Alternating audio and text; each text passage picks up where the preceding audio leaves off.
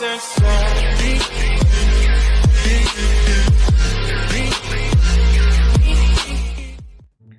ายดี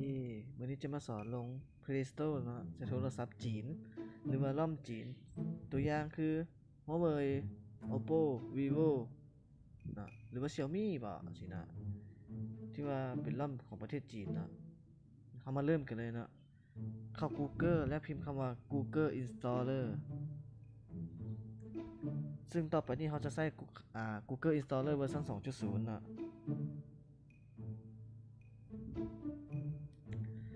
ซึ่ง Google Installer นี่มันจะขึ้นกับรุ่นเนาะหรือว่ารุ่นเก่าหรือรุ่นใหม่เนาะซึ่งจะมีอยู่2อันเนาะคือ Google Installer 2.0 กับตัว Google Installer ตัวที่ว่ารุ่นเก่ากว่าเนาะเขาจะใช้ Google Installer 2.0 ดาวน์โหลดมาเลยเนาะซึ่งลิงก์ดาวน์โหลดเขาจะเอาไว้อยู่กล้อง description นะโหลดมาแล้วเขา install ไปเลย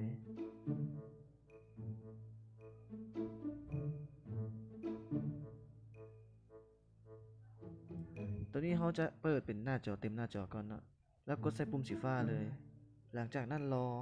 ถ้ามันโหลดเนาะ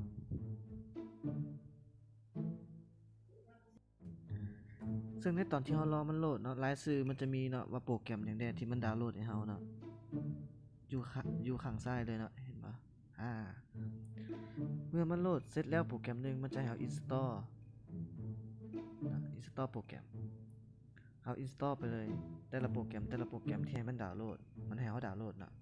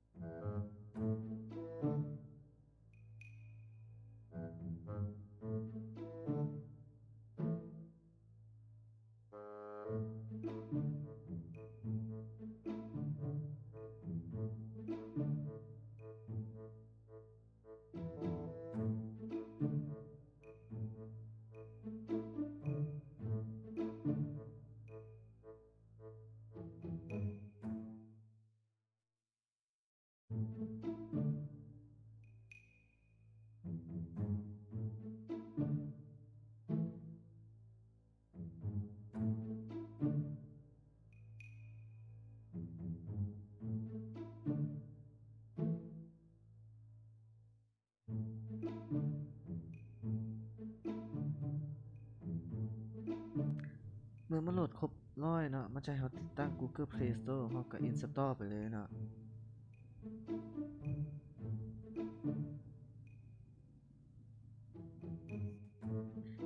เมื่อเสร็จแล้วให้เรารีสตาร์ท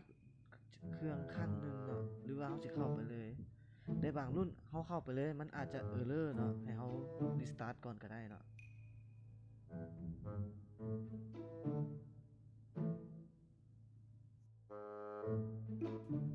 ในขั้นตอนนี้ก็ท่ามันเนาะ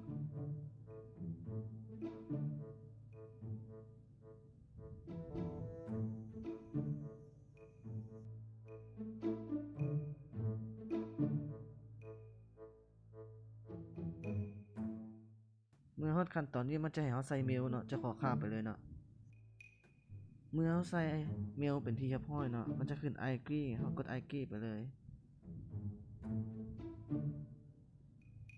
กด apply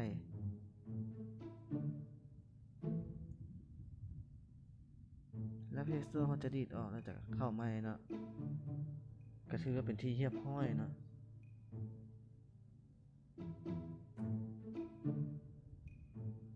ใส่ได้ตามปกติเนาะ